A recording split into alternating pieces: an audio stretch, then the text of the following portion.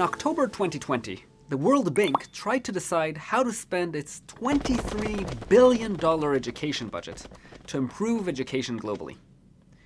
Now, this may sound like a big and distant decision, but their considerations are the same ones you should be thinking about when deciding where to donate, or where to volunteer, or even work.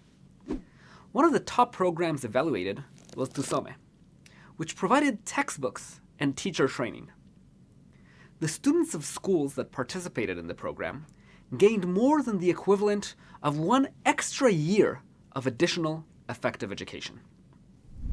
Another leading program was improving education tracks for students, which means putting them in groups according to their current abilities rather than only their grade or age.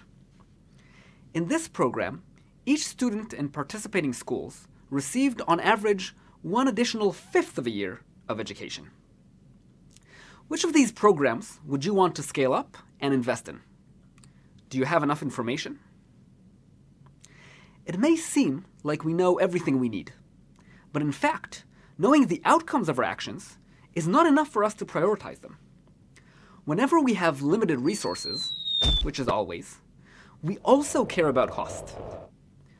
Really what we care about is cost effectiveness, which takes into account both the cost and the effectiveness, and specifically how much value we get per cost. It turns out that while textbooks and teacher training is more effective, it's also a lot more expensive.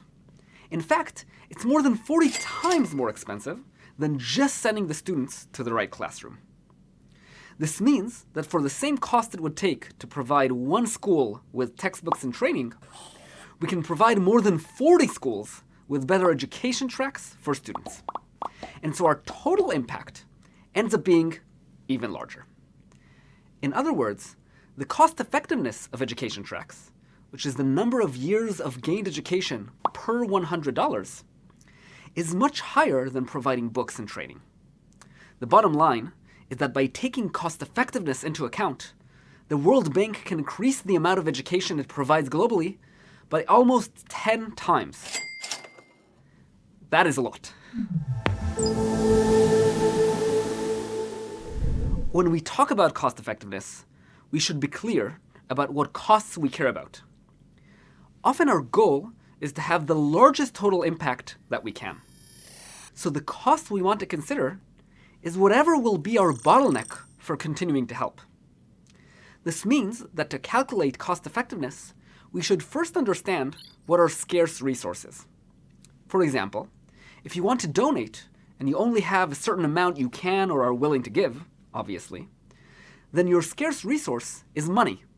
And the most critical question is how much impact can you get per dollar donated? This is the question that the World Bank was asking as well.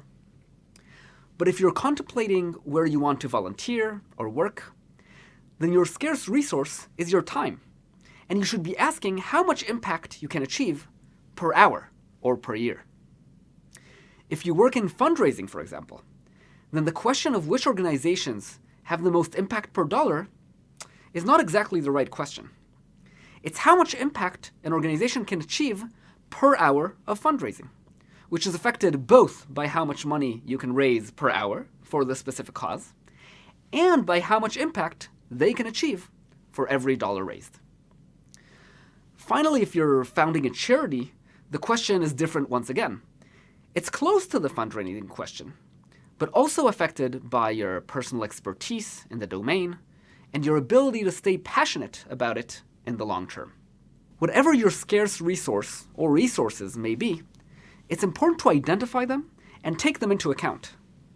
Once we understand what our resource limitations are, it's easier to see why just asking about the effectiveness of an intervention without asking whether we actually have the resources to implement it or how much of it we can actually do isn't that useful.